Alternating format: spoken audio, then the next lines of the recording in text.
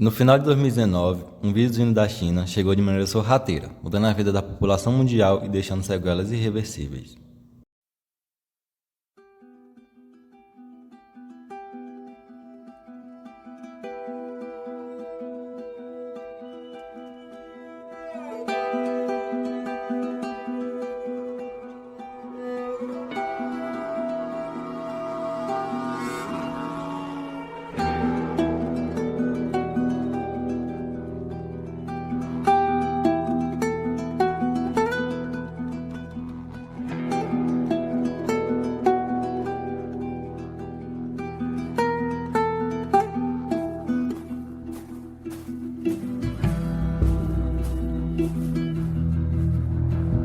Há 3 anos, a Organização Mundial de Saúde decretava o início da pandemia do novo coronavírus. Especialistas dizem que ainda há que se ter cuidado, mas o mundo aprendeu a viver com a Covid-19. O Brasil tem o primeiro caso confirmado de coronavírus. O governo de São Paulo prorrogou as medidas de isolamento social por mais 15 dias para conter o avanço do novo coronavírus.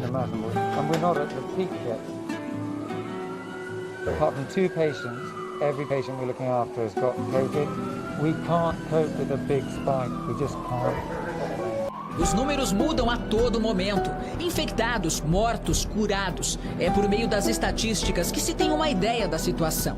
Mas é no dia a dia, na prática, que percebemos a evolução e consequências da Covid-19, bem de perto. Álcool em gel, máscara, distanciamento social e tantas outras medidas de segurança para evitar a contaminação. E mesmo assim, o número de infectados cresce todos os dias. E de acordo com o levantamento da Fiocruz, as vacinas contra a Covid-19 estão no centro das fake news no Brasil.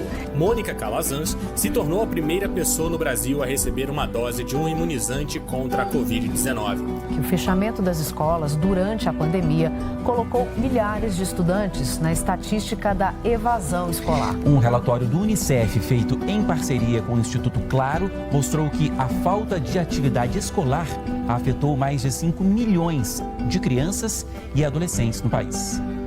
Um levantamento feito pelo governo de São Paulo mostrou que alunos da rede estadual de ensino regrediram nos estudos durante a pandemia. A educação precisou passar por inúmeras adaptações por causa da pandemia de Covid-19. Mas agora, mesmo com o retorno das aulas presenciais, algumas mudanças já são vistas como permanentes. O EAD, o ensino à distância, ganhou força e principalmente nos cursos de educação superior.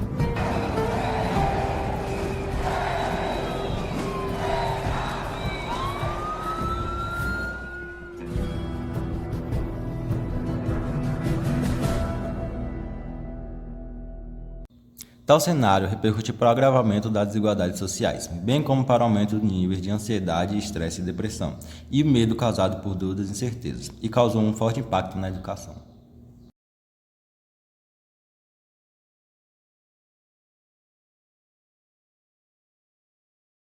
Privado das aulas e do convívio com outros estudantes, o nível de alfabetização caiu.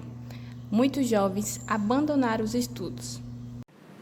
Em todo o mundo, mais de 800 milhões de alunos estão sem aulas, segundo a Unesco, a Organização das Nações Unidas para a Educação, Ciência e Cultura.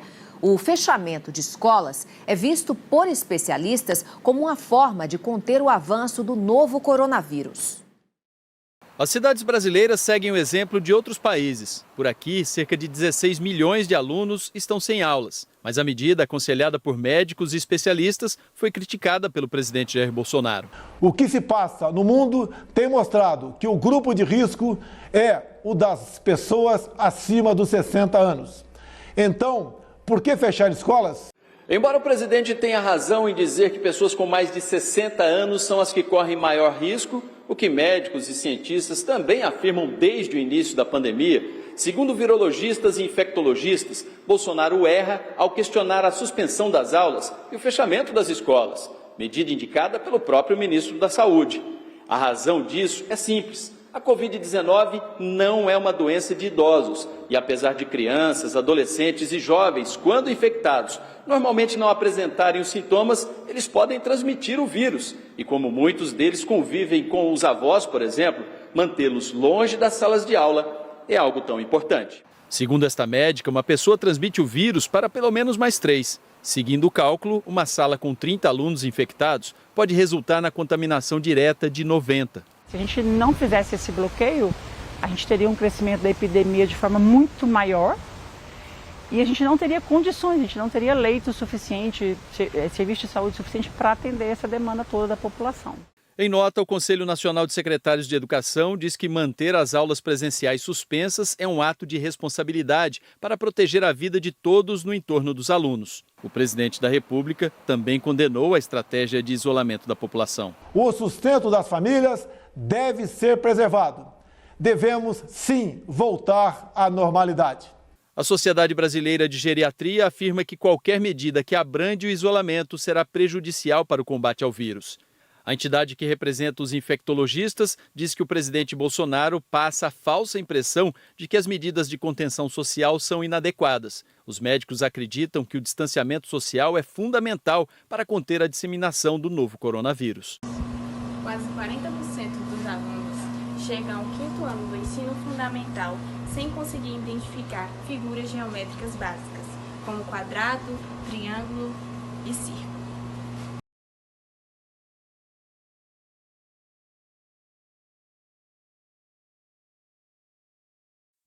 Além disso, o distanciamento social necessário para conter a propagação do vírus impactou negativamente o bem-estar social e emocional dos alunos.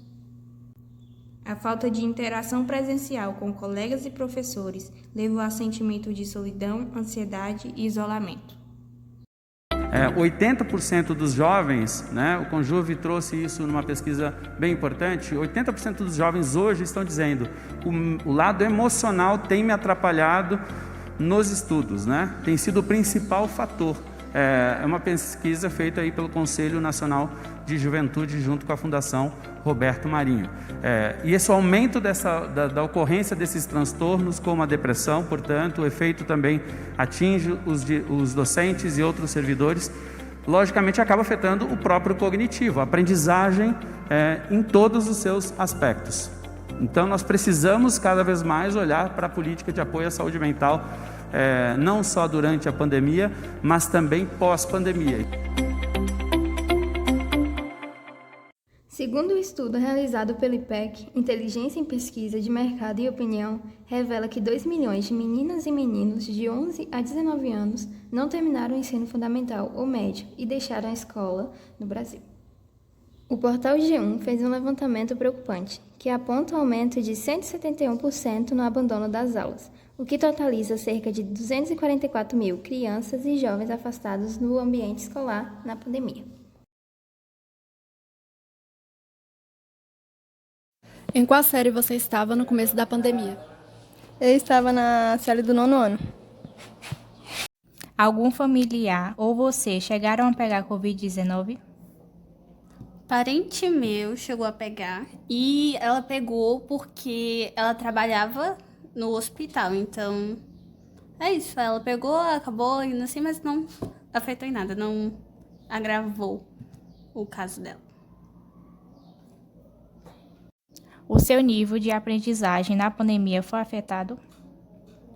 Sim, porque a pandemia, as aulas online da pandemia, elas não foram muito eficientes.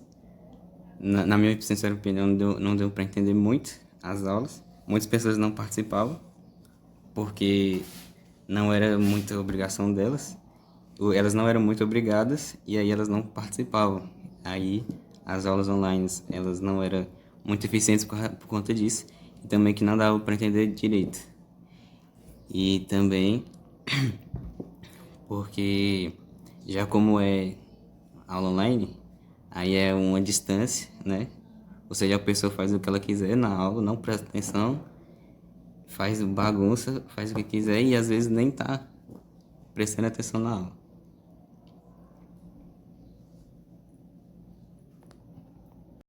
Você participava das aulas online? Qual a sua experiência? Não, parte por falta de comprometimento meu, mas na minha antiga escola não tinha restrições quanto à presença dos alunos. Então, muitos alunos só entravam na videoaula para marcar presença e outros, às vezes, nem entravam. A pandemia afetou sua saúde mental e como? Sim, afetou.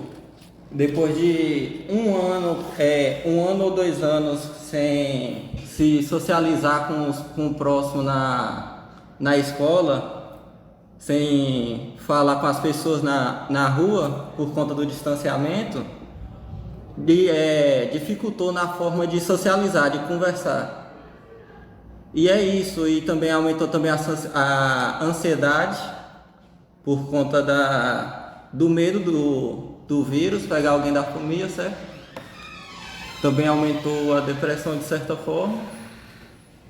E é isso. Você tinha acesso à tecnologia para assistir às aulas online? Boa tarde, primeiramente. E parcialmente eu tinha sim acesso à tecnologia, né? Que, como por exemplo, naquela época eu já tinha um celular. No entanto, a internet assim fixa, né, na minha residência eu não tinha, né? Logo eu usava a internet, né, no meu próprio celular. Eu comprava ali um plano e utilizava, mas assim na minha casa não tinha, tanto que nessa época aí eu lembro que minha internet, quando eu usava no celular, ela acabava muito rápido, né, os planos. E aí minha mãe viu, né, que eu estava necessitando naquela época, por conta das aulas online também, e ela providenciou um roteador, né? E aí fiquei usando a internet lá em casa também para assistir às aulas, fazer as atividades, etc. O que você fazia durante a quarentena? Assim, primeiramente eu nem participei dessa quarentena, porque será que é pra ficar dentro de casa? Eu não aguento ficar dentro de casa, né? É muito chato. Aí eu ia pra rua, jogava bola mais os caras, pegava a bike de manhã cedo, andava. Eu nem participei dessa quarentena assim, ficava só de bobeira na rua mesmo, não tinha nada pra fazer. Umas vezes ou outra eu ficava desenhando, assistindo na TV, jogando no celular, mas a maioria do tempo mesmo fiquei fora da quarentena, fiquei fora de casa, só pra descontrair um pouco. Qual foi a sua maior dificuldade? Acho que foi quando voltou os estudos, pra me concentrar, assim, tudo era muito diferente. As maiores dificuldades em relação à pandemia enquanto estudante foram que essa pandemia basicamente chegou em um momento muito inoportuno na minha vida, tá? Porque eu estava tendo problemas lá pessoais com minha família, e isso acabou impactando muito na minha vida, nos estudos, devido ao fato de que eu não tinha tempo para poder ficar nessa aula online, que era o único meio disponível que tinha como estudo. Minha escola também, no fundamental, que foi durante o período do 8º e 9º ano, não tinha uma infraestrutura adequada, nem muito apoio governamental, digamos assim, para a gente poder trazer um estudo de qualidade. Então foi tudo muito superficial em relação aos estudos. Basicamente, quando eu fui chegar aqui no SEB no meu primeiro ano, ainda estava tudo acabando, então foi bastante difícil ter essa adaptação de estudo, porque eu tive que minha própria pessoa, correr atrás dos meus estudos. Eu não tive apoio de nenhum professor, nem nada do tipo, porque realmente era algo que era para ter corrido atrás, porém, graças a algumas dificuldades, eu realmente não pude. E teve toda essa complicação de ter passado o aluno direto, mesmo sem ter nenhum tipo de conhecimento. Isso acabou acarretando em um primeiro ano muito turbulento, acredito que não só para mim, mas para a maioria de todos os estudantes. E isso persistiu até atualmente, no nosso terceiro ano. A gente vê que tem alunos que têm dificuldade em certa coisa, sei lá, em matemática, em português, que eram assuntos triviais do 8º e 9º ano. Então, acredito que realmente teve muito impacto na nossa vida estudantil devido a essa troca de ambiente. Pesquisa mostra que de 61 alunos entrevistados, 33 tiveram dificuldade nas aulas online e 44 falam que o nível de estudo abaixou.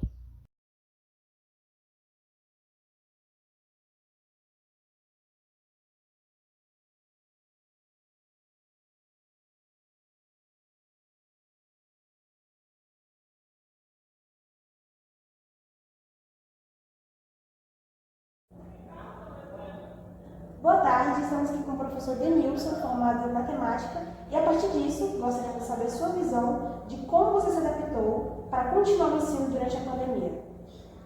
Durante a pandemia, que foi um período muito conturbado, porque a maior parte das instituições elas não tinham uma noção de como direcionar os estudantes, porque foi um período que eu estava ainda na graduação.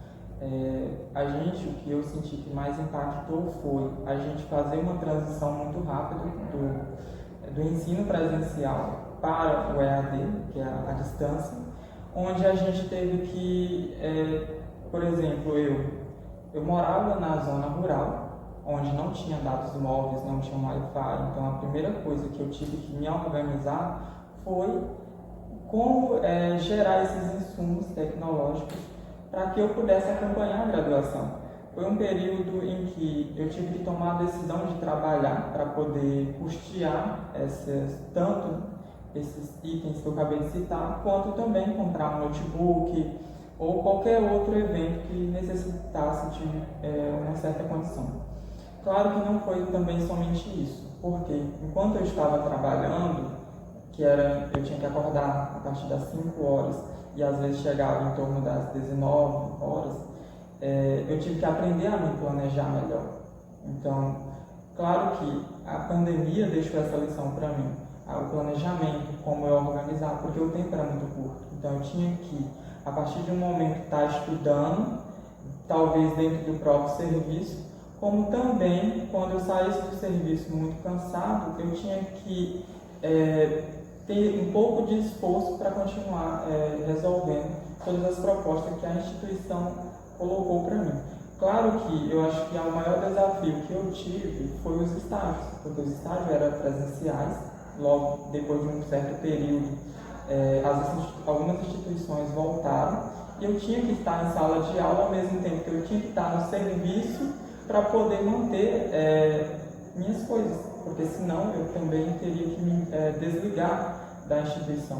Então eu tive que trocar dia de serviço, número de serviço, para poder continuar a faculdade.